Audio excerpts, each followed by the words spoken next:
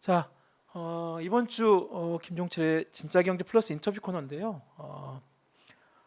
검찰이 아시다시피 지금 대장동 50억 클럽 수사를 하고 있습니다. 그게 원래는 그 곽상도 전 의원 있잖아요. 50억 클럽 그때 1심에서 무죄가 난 다음에 국민들이 어제 공분을 일으켰잖아요. 그래서 뒤늦게 막 부랴부랴 또 검찰이 뭐 이래저래 또 막 수사를 진행해가지고 박영수 전 특별검사 상대로 좀 조사를 벌여서 지난 주말인가요? 구속영장을 청구를 했습니다. 그런데 아시다시피 기각이 됐습니다.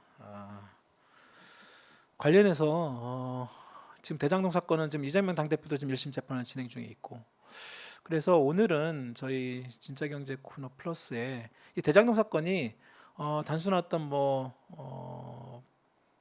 부동산 개발 관련된 사건 떠나서 경제 기업 그리고 진짜 부동산 관련된 여러 가지 경제적 사회적 이슈들이 같이 묶여져 있는, 요즘에 대통령이 무조건 무슨 카르텔 불법 카르텔 전 부처에 걸쳐서 걷어내라 이렇게 얘기를 하고 있는데, 이게 정말 대장동 사건이 대표적인 불법 이권 카르텔의 정점에 있는 사건이죠. 관련해서 이 대장동 사건, 특히 박영수 특검 구속영장 기각 관련해서 오늘 좀 얘기를 좀 들어보려고 하는데요. 여러분 아마 아실 겁니다. 이분은 저희 이번 대장동 사건을 꾸준히 지금 계속 추적해 오신 분이고요. 그리고 저희 신경제 코너에서 좀 몇 차례 나오셨습니다. 나오셔가지고 그동안 대장동 사건 관련된, 그리고 이재명 당대표의 그 대장동 1심 재판과 관련해서도 지난 방송 때도 검찰의 어떤 그런 영장 내지는 그 기소 내용에 대해서 법리적으로 얼마나 그게 허구인지 한테 말씀을 해주셔가지고 저희 독자들한테 큰 호응을 얻었고요. 이번 그 박영수 전 특검 구속영장 검찰 청구했을 때도 이분은 대놓고 영장 기각될 것이다 대놓고 미리 말씀을 하셨는데 진짜 영장이 기각이 됐습니다. 전석진 변호사님 모셨습니다. 안녕하십니까? 네, 안녕하세요. 안녕하세요. 예. 오래간만에 뵙습니다. 네, 오랜만에 뵙습니다. 잘 지내셨어요, 그동안에? 네, 네. 잘 지냈습니다. 예. 지난번에 저희 방송 나오셔가지고 대장동 사건 말씀도 주시고, 네네. 네, 이재명 당대표 그때 검찰 기소 관련된 내용들, 그 뭐라고 합니까? 그 검찰이 그 오히려 그 내용들 다 그 법리적으로 굉장히 말도 안 되는 내용들 구성해가지고 예, 그렇습니다. 예. 그거를 법과 대학생도 알만한 맞아요, 이론에 그러셨죠. 틀려갖고 법과 대학생도 알 수 있는 예, 내용들을 검사가 예. 그 기소장에 네. 지금 이제 1심 진행 중에 있죠. 네, 탄핵해야 됩니다. 예, 검사를. 검사 탄핵해야 된다고 그때 예, 말씀 예, 주셔가지고 예. 그 부분도 이따가 좀 더 진행된 네, 내용을 네, 좀 더 네, 업데이트를 해주시고, 그때 예, 방송도 한 다음에 아유 막 그 조회수도 많이 나오고 독자들 반응이 되게 뜨거웠는데요. 네, 진실을 얘기하니까요. 맞아요. 그 진실을 왜 우리 변호사님만 말씀을 하시고 다른 데도 또 저희 오마이 TV에 또 거의 만 나와서 말씀을 주셔서 계속 저희 나와서 말씀 계속 주셨으면 좋겠는데, 네. 지난번 대장동 사건 말씀하시면서 저희가 또 이제 여러 가지 그 좀 더 추가적인 내용들 더 다음 시간에 또 한번 말씀을 나누자고 했었는데, 네. 이제 그게 이제 뭐 오늘 주 내용이 될 것 같고요. 예. 그 계기가 된 게 이번에 박영수 50억 그 구속영장 청구 관련된 내용이에요. 네, 그렇습니다. 네.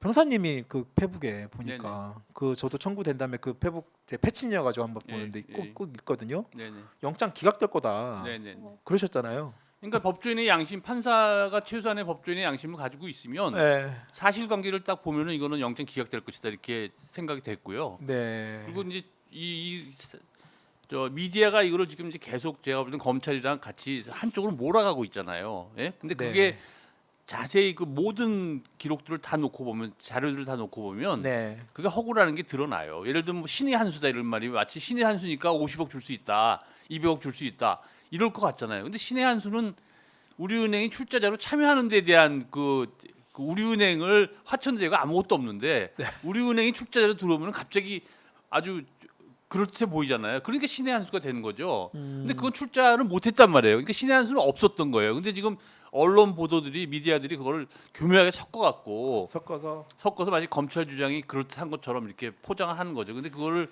이제 그런 걸 지적을 했죠. 페이퍼백에 제가 지적을 해갖고 네. 여러 가지를 지적해서 이제 이거는 의향수 사건이다. 1,500억 여신 의향수 사건이지 대출 사건이 아니다. 네, 1,500억 의향서. 의향서. 예. 네, 네. 그건 그 얘기를 공짜로 좀- 다 해줬어요. 예, 예. 그걸 좀 쉽게 설명을 해주셨으면 좋겠는데, 그러니까 이제 지금 검찰에서는 네. 화천대유가 네. 이제 컨소시엄을 구성하는 과정에서 이제 금융기관, 특히 이제 예, 대형 시중은행 같은 그런 쉽게 말하면 이제 유치를 하는 거죠. 예, 예. 그러면서 이제 우리은행 쪽에 그때 예. 박영수 전 특검이 우리은행 금융지주 이사회 네, 네, 네. 의장을 했고, 예, 예. 물론 이제 그 시기적으로 좀 약간 다툼이 있는 것 같은데요. 예, 그렇죠. 예. 검찰의 시각은 박영수 전 특검이 그 우리 금융지주 이사회 의장의 그 위치에서 네, 네, 네. 우리은행 압력을 넣어가지고 예, 그러니까. 화천대유에 얼마죠? 1,500억인가요? 의장이 그러니까 이런 이슈도 있죠. 의장이 과연 그 여신 의향서를 끊어줘라 마라 그런 업무 소관이 있냐 맞아요. 그런 것도 이제 다툼이 있어 법원이 그걸 지적을 했고요. 법원이 예. 그 내용을 지적을 했죠. 예. 근데 그게 구속영장 그 내용에 나름대로 뭐 뒤늦게 지금 일부 뭐 언론에서는 그 내용을 좀 뭐 흘려서 지금 나오긴 네네네. 합니다만, 보시기에 변호사님은 그 내용 주장이 검찰 주장 내용 자체가 거의 신빙성이 없다고 이렇게 말씀하셨어요. 여신 의향서는 뭐냐면 내가 할 의향은 있는데 그러니까 내가 안 빌려주더라도 아무 책임 없다 이런 거거든요. 그러니까, 그러니까 네. 그거는 의미가 없어요. 그리고 지금 이 화천대유 사건이 네. 그 지금 이제 나무기가 정민용이를 집어넣어갖고 남욱과 정민용이 서강대 1년 후배인데 아, 맞아요. 나무기가 그 이 심사 과정에 깊이 개입해하고 뭐 기준도 다 만들고 또 심지어 지가 심사위원으로 들어가고 12개 항목을 모두 A를 줬어요. 맞아요. 네. 화천대유에다가 네. 그러면 그거 갖고 충분히 돼요. 막 거기서 점수가 무슨 뭐 여신의향서 그 점수 몇 점이 그 결론을 좌지우지할 정도가 아닙니다. 우리은행 여신의향서 하나 있어봤자 기껏해야 3점 올라갈 텐데 네. 3점으로 이게 되는 게임으로 만들지 않았거든요. 한 몇십 점으로 100점 이상 차이 나게 만들어 놨기 때문에 여신의향서 했다고 해서 50억 주는 그런 게임이 아니었습니다. 그리고 다른 은행 세 개가 여신의향서를 줬어요. 뭐 아무 돈 안 받고. 그러니까요. 네, 예. 우리은행뿐만 아니라 다른 은행들도 네. 여신 의향서를 줬다고. 주고 또 실제로 여신도 행했어요. 프로젝트 파이낸스 참여했다고요. 맞아요. 근데 우리은행은 여신의향서만 주고 프로젝트도 참여를 안 했어요. PF에 그때 PF 참여 안 했어요. PF에 참여가 안 됐죠. 안 됐어요. 그냥 준 거예요. 그리고 그것도 이제 지점에서 준 거고 네. 본점에서 준 것도 아니고. 그런데 검찰은 그것이 굉장히 주요한 박영수 전 특검의 어떤 왜냐하면 그런 그거 외에는 네. 50억을 설명할 수가 없잖아요. 그러니까 특경가법상의 50억을 설명할 수가 없어요. 이게 최태원 회장의 사면 로비 대가다 이렇게 얘기를 할 수가 없잖아요. 검찰이. 그러니까 다른 걸 만들어야 되는데 네. 그럴듯한 게 지금 여신의향사가 뭐 1,500억 이러니까 금액도 크고 그러니까 그걸로 가보는 거죠. 지금 설명 안 해줄 수는 없으니까 국민들이 설명을 요구하니까 왜 박영수한테 50억을 주기로 했냐 설명을 해달라. 그러니까 그거라도 설명했는데 그게 진실에 기반한 게 아니기 때문에 영장이 기각이 된 겁니다. 판사가 그거를 파악을 한 거죠. 그러니까요. 지금 뭐 일부 언론에서 나온 내용들은 박 전 특검이 이제 그 중간에 그 과거 특검보였던 네네 양재식 양재식 특검보를 통해 가지고 지금 뭐 여러 가지 무슨 뭐 상가를 달라고 했다, 무슨 뭐 토지를 뭐 100억 원 상당하는 뭐 땅을 달라고 했다, 뭐 이런 식으로 이렇게 좀 더 내용들이 나오긴 합니다만 네네 그것이 결국은 그 법원에서도 이 내용들 다 인정을 못 받은 거죠. 결과적으로 그렇죠. 보면. 그런데 양재식 변호사가 거기 참여한 건 맞아요. 그리고 네. 취지는 뭐냐면은 그 이제 이병식, 양재식, 네.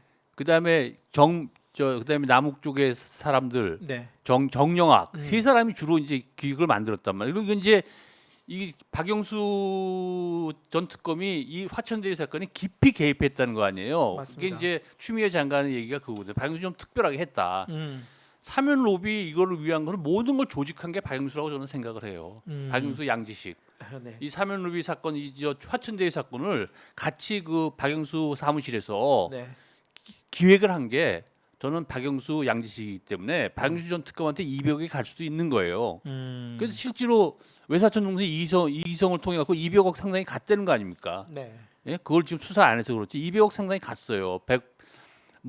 분양 대행 수수료로 50억, 그다음에 뭐 100억, 150억 그래갖고 네. 거의 200억 상당히 지금 그 검찰 수사 기록에 의하면은 갔다는 거예요 이기성한테. 네. 이기성이 무슨 기여를 했다고 200억을 줍니까? 박영수 관련되지 않으면 줄 수가 없는 돈이거든요. 그러니까 지금 200억 얘기도 전혀 뜬금없는 건 아니에요. 단지 명목이 다른 거죠. 예, 화천대유 전체를 기획한 것에 대한 대가가 200억인 거죠. 네. 알겠습니다. 그러면 지금 그 검찰 쪽에서는 결국은 하여튼 그 포인트는 그거 같아요. 화천대유가 그 상당한 어떤 이익을 이제 나중에 또 설명을 좀 해주겠습니다만 그 부당한 이익의 상당 부분 그 얻게 될 수 있는 그 박영수 전 특검과 포함한 50억 그 일정의 그 50억 클럽이라는 분들, 50억 네네. 클럽이라는 사람들이 네. 일정 부분 그런 화천대유에 부당한 어떤 수천억의 부당 이득을 할 수 있도록 여러 가지 역할을 했다는 것이고 네네. 그에 걸맞는 금액으로 이제 방금 뭐 50억이 됐든 뭐 박영수 특검 쪽에는 지금 200억 상당의 어떤 그런 돈이 오갔다라는 게 핵심인데 지금 변호사님께서는 그 금액의 대가가 단순한 어떤 그 부당이 그 화천대유 그 이익 차원이 아니라 네네. 그 방금 아까 말씀하신 그 최태원 SK 회장의 예. 사면복권 로비에 대한 대가다. 네네. 그러니까 이게 이게 이제 3천억 남으니까 3천억. 그 중에서 50억씩 주겠다. 이 사면으로 네, 성공하면 50억씩 네. 주겠다. 이렇게 얘기해서 했다는 게 제 생각이고. 네. 예. 그런데 이제 그래- 자 그 예. 얘기를 그러면 예. 검찰은 그런 내용은 없습니다, 사실. 검찰은 그런 내용 없죠. 예, 그런 내용을 지금 하면은 큰일 나죠. 예. 입증이 자신 없어 그럴 수도 있고. 네. 그다음에 이제 SK 쪽에 로비가 있을 거라고 저는 생각을 해요. 예, 그런 쪽으로 못 가게. 그 일단은 지금 그 변호사님께서 그 추정을 의심을 하고 계시는 건데 그렇게 사실 의심하고 있고. 예. 네. 예. 그 얘기를 좀 왜냐하면 우병우 전 수석이 네. 이제 2014년 6월에 민정비서관이 돼요. 네. 그러고 나서 2015년 1월에 민정수석이 됩니다. 사면을 갖다가 총괄하는 자리가 민정수석이거든요. 네. 그래서 우병우가 1월달에 민정수석이 돼서 그때 이제 박영수 전 특검이 민정수석 우병우하고 가까우니까 그리고 최윤수를 통해서 아주 가까운 사이예요. 최윤수라는 최윤수 분인가? 검사가 있습니다. 네. 그거는 이제 저 박영수 전 특검이 양아들이라고 부르는 사람이에요. 네. 그리고 우병우의 최측근 신복 그런 사람이에요. 그 사람을 통해서 이제 로비를 할 거라고 생각해서 네. 화천대유를 만들어서 근데 로비하려면 돈이 필요하잖아요. 네. 그런데 그냥 회사 횡령해서 사면 비용을 회사 돈을 횡령해서 하면 또 감옥을 누군가 가야 되니까 한번 자금을 만들어 보자. 그래갖고 화천대유 프로젝트를 그때 이제 김만배가 이걸 우리가 박영수하고 전 특검하고 김만배가 이제 얘기를 해서 우리가 사면 이걸 이런 식으로 회사를 만들어서 그 사업으로 돈을 벌어서 우리가 사면 로비 비용을 댈 수 있다. 이렇게 된 거죠. 그렇게 얘기가 돼갖고 화천대유가 시작이 된 거죠. 저는 그렇게 봐요. 그거 배경을 좀 설명을 해드려야 될 것 같은데 네네네. 왜냐하면 잘 모르는 분들 그렇죠. 있을 수 있으니까 예. 2014년에 네네. 최태원 회장이 왜 사면 로비를 해야 될 수밖에 없는 그런 상황이었다고 아니 생각해요. 대기업 재벌 회장 중에서 제일 오래 살았어요. 맞아요. 2년 그때 6개월이면 그 2년 6개월. 2014년부터 사면 로비가 있었어요. 그 전에 이제 최순실에 대해서 사면 로비가 있었다고요. 그 전에 그런데 이제 예. 여러 가지 뭐 땅콩 회항 사건 이런 게 있어갖고 사면이 로비가 물거품이 됐죠. 네. 그래서 2015년에 다시 이제 열심히 하는 거예요. 예, 사면 맞아요. 로비를 네. 이 최태원 회장이 어떻게 그게 들어간 거죠? 횡령해갖고 그때 저, 그 예, 그룹 저 선물 투자 자금을 횡령해갖고 맞아요. 그것 때문에 이제 저 몇백억 횡령으로 들어간 거죠. 횡령 배임으로 해가지고 횡령 그때 배임으로, 들어갔었죠. 예, 들어간 거죠. 예. 몇 년부터 그렇게 들어갔었습니까? 최태원 회장 그때 2014년 1월 맞아요. 아니야 2012년 6개월을 살았으니까 2013년 1월이네요. 2013년 1월 그렇죠. 1월에 그 법정 구속돼서 맞아요. 예. 그래서 이제 구속 기간 돼 있고 사면 로비를 굉장히 했는데 잘 안 됐죠. 그러니까 이번에는 아마 화천대유 이쪽은 이번에는 확실하게 좀 하자. 2년 6개월 다 돼가는데 더 이상 회장님을 거기다 놔둘 수 없지 않냐. 네. 확실하게 하자. 그러니까 이제 재벌이 할 수 있는 건 뭡니까? 돈을 동원하는 거잖아요. 그래서 돈을 지금 동원하는 거죠. 예. 그 박근혜 정부 2014년 우병우 민정수석이 들어오고 2015년 1월입니다. 민정수석 된 게. 아까 2014년이 14년 6월에 민정비서관, 민정비서관 네. 2015년 1월에 1월에 민정수석. 네 우병우 수석이 2015년 1월에 민정수석이 되고 네. 2015년부터 이제 본격적으로 변호사님 보시기에는 SK그룹의 최태원 회장에 대한 사면 로비 구명 예, 프로젝트가 구명으로 사실상 시작이 된 거죠. 시작이 됐다. 민병덕 의원도 저랑 똑같은 생각이에요. 그 사면 민병덕 로비 의원이 사면 그런 로비를 그런 말 위해서 했었죠. 화천대유 네. 프로젝트가 시작된 것이다 이렇게 얘기를 했죠.